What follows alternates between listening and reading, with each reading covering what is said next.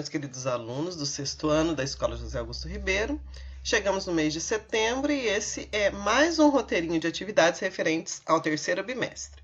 Esse roteiro vocês vão entregar no dia 29/9/2020, o horário do plantão de dúvidas de manhã das 7 ao meio-dia e 20 e à tarde das 13h20 às 16 horas, que é o horário que vocês ficam na escola quando nós estamos em aulas presenciais.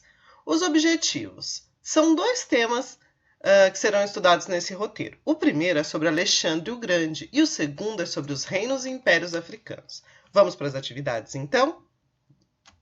Atividade 1 traz uma imagem, um mosaico do Alexandre, que ficou mais conhecido como Alexandre o Grande. E por que ele ficou conhecido assim? Na verdade, o nome dele era Alexandre Magno, mas aí ele ganhou essa alcunha, esse adjetivo, Alexandre o Grande, e a gente vai entender por quê. Nós estudamos nos outros roteiros sobre a Grécia Antiga e toda a importância da Grécia Antiga, que ela nos deixou como herança a democracia, o teatro, as Olimpíadas, enfim, muitas coisas. E o Alexandre foi um grande responsável por difundir, por divulgar essa cultura grega para a humanidade. Vamos pensar que nos tempos antigos, anteriores a Cristo, não havia meios de comunicação tão avançados como nós temos hoje. E o Alexandre foi o responsável, através das conquistas dele de vários territórios, em levar essas informações, em levar a cultura grega, em absorver muitas coisas da cultura dos povos conquistados. Então vamos lá, o Alexandre ele nasceu na Macedônia. O que era a Macedônia? A Grécia Antiga era dividida em várias cidades-estado. Entre elas nós tínhamos Atenas, Esparta, Tebas, Corinto. E uma dessas cidades era Macedônia. E a Macedônia era governada pelo Filipe II. E ele era pai de Alexandre. O Filipe conquistou muitos territórios. Ele conquistou quase toda a Grécia Antiga. Ele era casado com a Olímpia, que era a mãe do Alexandre. E ele morre. Com a morte do Filipe, quem assume o trono, quem assume o poder? Alexandre. Aos 20 anos de idade, ele já governava uma importante cidade-estado da Grécia Antiga. E Alexandre, ele tinha uma tática de guerra muito apurada. Ele tinha sido educado na sua infância, na sua adolescência, por um filósofo importantíssimo chamado Aristóteles. Aristóteles morava na cidade de Estagira, que foi uma das cidades conquistadas pelo Filipe. E o Filipe falou assim para o Aristóteles: se você educar o meu filho, se você aceitar cuidar da educação do meu filho, a sua cidade vai ser recuperada, tudo que foi feito de destruição lá vai ser recuperado. Então Aristóteles aceita tomar conta da educação do Alexandre, ele cresce muito bem informado, além de ser um grande guerreiro. E aos 20 anos, então, quando seu pai morre, ele assume o trono. Só que ele não ficou contente com as coisas que seu pai já tinha conquistado, com os lugares que seu pai já tinha conquistado. E aos 22 anos ele já estava planejando dominar a Ásia. E ele chegou até a Índia, gente. Alexandre ele dominou um grande território, que foi desde a Ásia, chegando à Índia, tanto que ele foi considerado faraó do Egito, rei da Ásia, rei da Pérsia. Ele dominou muitos lugares. Ele conquistou um dos maiores impérios do mundo antigo. E por isso, então, ele entrou para a história sendo conhecido como Alexandre o Grande. Muito cedo ele vem a morrer, em decorrência de uma febre, segundo o que consta na história, e o seu grande império é dividido entre os seus generais. E aí, então, o império vai enfraquecer e já não vai mais ter a mesma relevância, o mesmo poder que tinha na época de Alexandre o Grande. E qual é a grande importância, então? Além das conquistas, além de ser um grande guerreiro, um grande conquistador, dominar um exército muito bem, o Alexandre ele difundiu a cultura grega e ele misturou a cultura grega com a cultura dos outros povos. E essa união da cultura grega com a cultura dos povos conquistados deu origem à cultura helenística. E por que helenística? Porque os gregos eles se autodenominavam helenos. E aí, então, o nome dessa cultura é cultura helenística. Então, Alexandre foi o grande difusor das informações do que a Grécia havia desenvolvido até então para as outras culturas. E, segundo relato de historiadores, o Alexandre ele se diferenciava pelo fato de que ele não destruía a cultura do povo conquistado, ele assimilava, ele juntava com a cultura do seu povo. Então, esse foi o Alexandre. E aí vocês vão ler o textinho, observar a imagem, prestar atenção no que a professora explicou e vão responder essa perguntinha aqui.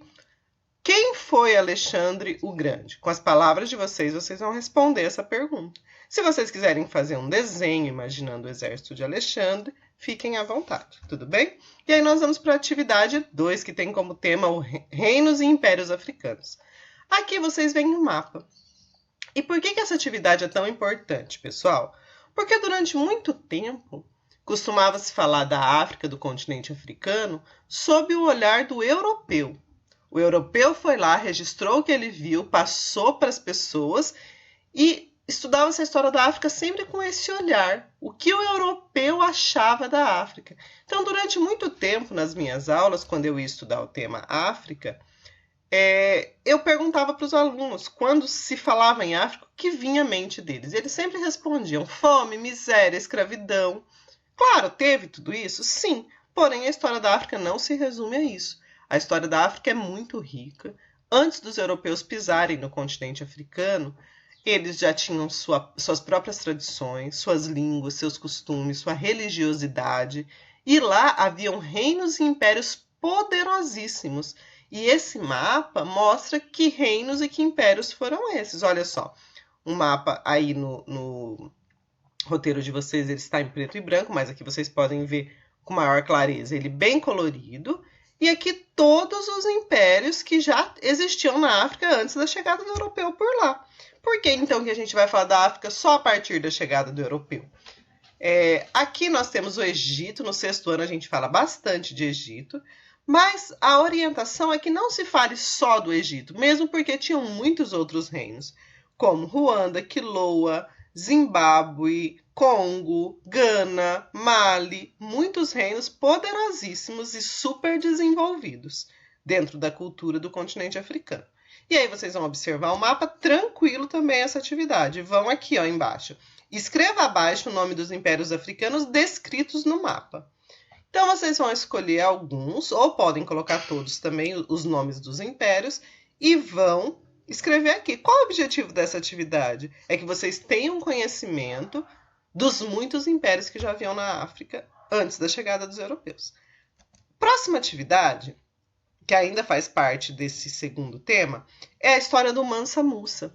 Essa matéria aqui foi tirada da revista Aventuras na História. Ela foi publicada no dia 20/12/2019 e ela conta a história de um imperador africano e toda a riqueza que ele possuía. Olha só analisando essa imagem já dá para vocês terem uma ideia. O que será que significa todo esse dourado em volta dele? Ele aparece aqui numa perspectiva ampliada, à frente, numa imagem bem maior que os outros. Por quê? O que será que simboliza essa imagem? Por que ele está tão bem vestido? Por que ele tem um grande exército servindo ele? O que será que isso significava? E aí o próprio título da matéria já nos dá uma dica. Mansa Musa, a pessoa mais rica que já existiu na história. Então, olha só. E aqui tem um textinho falando sobre a vida dele, o Império Mali que ele governava, por que ele foi considerado a pessoa mais rica do mundo, o que ele fez de importante, o que ele deixou de legado para a humanidade. E aí, qual é a proposta de atividade? Olha aqui embaixo, olha só. Escreva um pequeno texto ou faça um desenho explicando quem foi Mansa Musa. Então, vocês vão olhar a imagem, vocês vão ler o textinho e aí vocês escolhem. Ou vocês podem escrever quem foi Mansa Musa do jeitinho de vocês, com as palavrinhas de vocês, ou vocês podem fazer um desenho, refletindo, mostrando quem foi Mansa Musa. Aí só de olhar para o seu desenho eu vou entender quem foi esse grande governante. Tudo bem? Tranquilo. Mais uma vez, para mostrar a riqueza da história do povo africano, do continente africano. Terminamos por aqui, terminou essa atividade, terminou o seu roteiro, espero que todos consigam fazer. Qualquer dúvida, já sabem, podem entrar em contato. E aqui, nesse último slide, não tem aí no roteiro de vocês, eu trouxe só a nível de informação. Existe uma lei, a Lei Federal 10.639, que torna obrigatório o ensino sobre história e cultura afro-brasileira no país. E aqui está especificando, nos estabelecimentos de ensino fundamental e médio oficiais particulares, torna-se obrigatório o ensino sobre história e cultura afro-brasileira. E entre esse conteúdo vai estar a história da África, dos africanos, a luta dos negros no Brasil, a cultura negra brasileira, o negro na formação da sociedade nacional. E aí, gente, qual é o objetivo dessa lei? É justamente o que a gente falou lá atrás. É estudar a cultura afro-brasileira, a cultura africana, sob uma perspectiva de valorização, não só do olhar do europeu, mas estudar a cultura africana de dentro para fora, para ver como é de verdade a cultura desse povo a partir do olhar desse povo, do qual também nós fazemos parte. Porque hoje a cultura brasileira é totalmente unida com a cultura afro. E essa união nos trouxe coisas riquíssimas relacionadas à música, às festas, à dança, à religiosidade.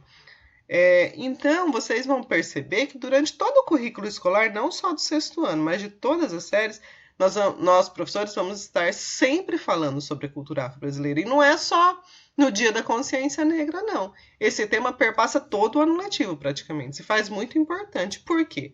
A partir do momento que a gente entender a história do negro na sociedade brasileira, a gente vai ter argumentos não só para se indignar com o racismo, com situações racistas, mas para se posicionar contra qualquer forma de racismo.